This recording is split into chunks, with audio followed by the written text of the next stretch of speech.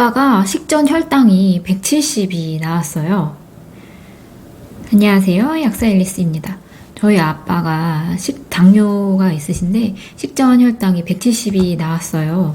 전반적으로 영양 교육이 필요한 상태라서 아빠와 여러 어머님, 아버님을 위한 영양 교육 영상을 한번 찍어 보겠습니다. 일단 저희 아빠의 식습관을 보면 새끼 한식으로 드시는데 저녁에 꼭 반주를 하세요. 그래서 문제는 반죽, 술 드시고 반찬이 단짠단짠이고 세 번째, 단백질을 적게 드시는 게 식단의 문제점입니다. 단백질 적게 드시는 분 많으시죠? 어머님, 아버님들은 소화가 잘 안 되시고 뭐 이가 불편하신 분도 있고 옛날부터 먹던 버릇이 있기 때문에 고기는 좀 맨날 먹는 게 아니고 가끔 먹는 거라는 그런 식습관, 사고가 있으시잖아요. 근데 단백질은 매일 몇 끼 드셔야 합니다. 그리고 반찬이 문제인데요. 저희 친정 어머니가 솜씨가 좋으세요.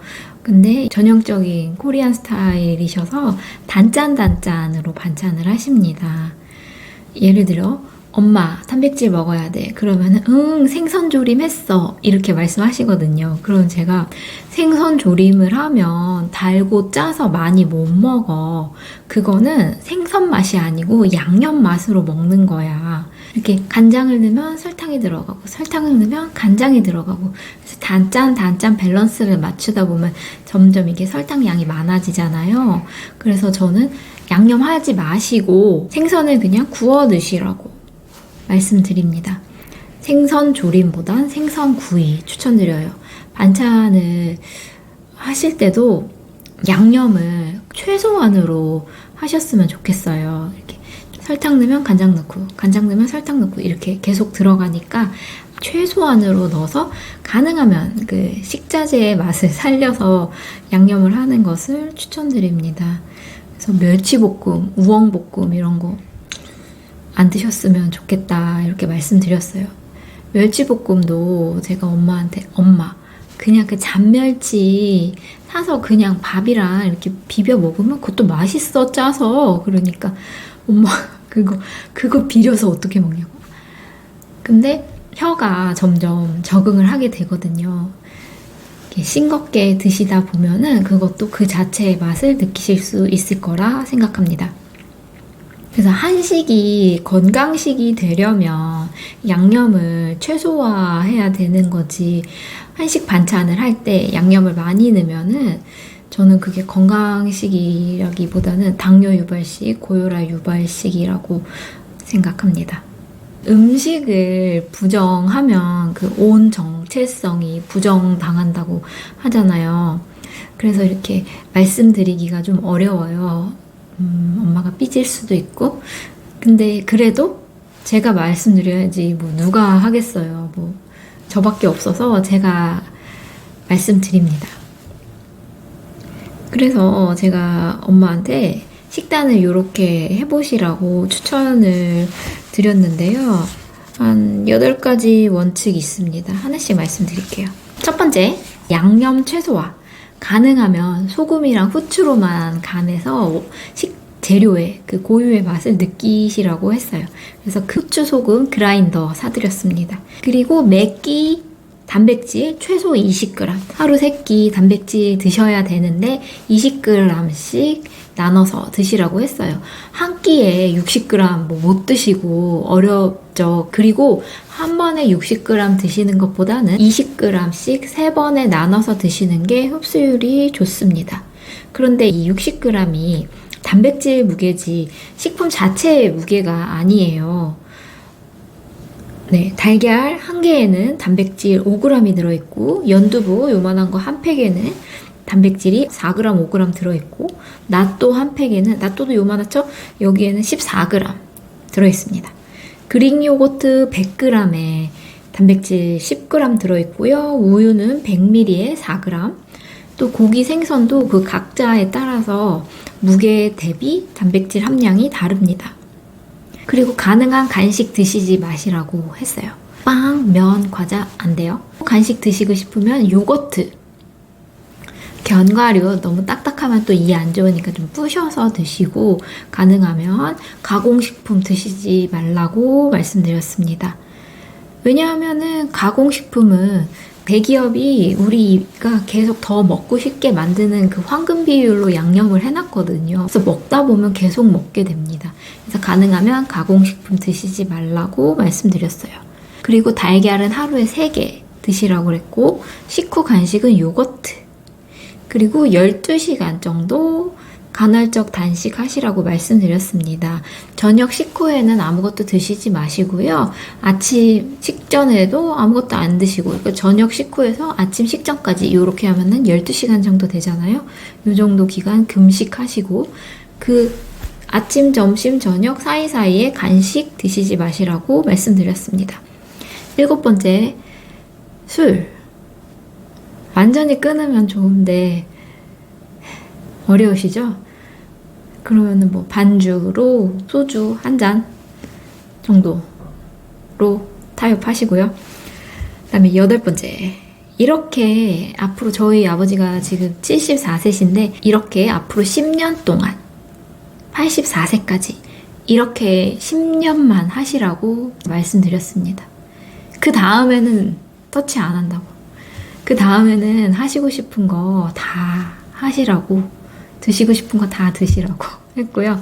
앞으로 10년만 이렇게 관리하면 요양병원 안 가실 수 있다고 말씀드렸어요. 그래서 또 구체적인 식단이 궁금하시잖아요. 구체적인 식단 말씀드릴게요. 첫 번째, 나또밥입니다. 이건 저도 먹는 건데요. 이게 골다공증 예방 식단이에요.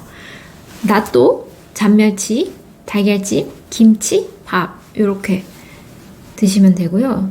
잔멸치는 양념 안 하고 그대로고, 나또는 시판 제품, 거기 간장이랑 겨져 있거든요. 그거 비벼서. 달걀찜은 뭐 소금, 참기름 살짝 간해서 그렇게 드시고, 또 지중해 식단도 있죠. 샐러드나 뭐 잎채소에다가 토마토 조금 넣고, 단백질은 뭐 삶은 달걀 하셔도 되고, 닭가슴살 드셔도 되고, 이렇게 드셔도 되고, 아니면은 뭐 부지런하시면 고기 구워서 얹어 드셔도 되고요. 그러니까 야채랑 살짝 과일, 사과나 토마토, 여기에 단백질, 올리브 오일, 소금, 후추 이렇게 드시는 거예요. 그리고 한식을 드실 때는 밥이랑 나물 반찬, 저염, 그 다음에 단백질, 맵기 20g 이상 이렇게 구성해서 드시면 되는데요. 밥은 꼭 현미밥일 필요는 없습니다. 소화가 잘 되시는 분들은 현미밥 드셔도 되는데, 이게 소화가 점점 좀 어려우시잖아요. 그런 분들은 뭐 백미밥 드셔도 그냥 야채랑 같이 해서 밥 양을 좀 줄이시면 되니까, 저는 꼭 현미밥을 드시라고 권해드리지는 않아요. 그리고 피부 트러블 있으신 분들은 현미밥보다 백미밥 드세요.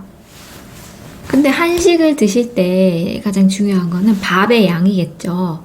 밥을 줄이고 그 대신 단백질을 높이고 야채를 좀 드시고, 야채는 뭐 잎채소 드셔도 되고, 나물을 하면은 이게 양념이 되니까 많이 못 드시잖아요. 그러니까 브로콜리나 양배추 같은 거 쪄서 반찬이랑 같이, 반찬이 짜니까 이렇게 브로콜리나 양배추를 밥처럼 드시면 되죠. 그리고 당뇨 있으신 분들은 김밥 조심하셔야 되는데요. 김밥에서 가장 위험한 건 밥이죠. 우리 그 전통 김밥인 뚱뚱이 김밥은 밥은 많이 넣고 달걀지단 얇게 한 장 들어가죠. 그렇게 먹으면은 이거는 그냥 탄수화물 폭탄 드시는 거랑 같아요. 건강식이라고 생각하지만 혈당 폭탄식입니다. 그래서 김밥을 싸신다면은 밥을 양념할 때 참기름 대신 올리브 오일로 비벼주세요. 생각보다 괜찮습니다. 그리고 김에 밥을 깔 때는 최대한 얇게 이게 투명하게 까시고, 그 다음에 야채 많이 넣으시고, 단무지는 뭐 이거는 취향인데요. 건강 생각하신다면 단무지 안 넣으시는 게 좋겠죠. 그리고 우엉조림 안 되고요. 거기에다가 연어, 훈제 연어나 달걀 지단 두껍게 하시거나 참치 넣으시거나, 그리고 야채는 오이, 당근 볶은 거 이렇게 해서 밥은 적고 단백질이랑 야채 많이, 김밥 느낌만 나는 거죠. 이렇게 드시는 거 어떨까요? 고혈압, 고지혈증, 당뇨 이 세 가지의 공통점 아시나요? 약 먹어도 안 낫습니다. 죄송합니다. 약 먹어도 안 나요. 약은 이 고혈압, 고지혈증, 당뇨를 고쳐주는 약이 아니고 수치를 조절해서 이 증상 때문에 합병증이 생기는 것을 막아주는, 최대한 밀어주는 작용만 하는 거지 이 근본적인 걸 고쳐주는 약이 아니에요. 이 성인병들을 근본적으로 고치려면 병의 원인인 식단부터 바꾸셔야 합니다. 약 먹으면 낫겠지. 안 나요. 죄송해요. 안 나요.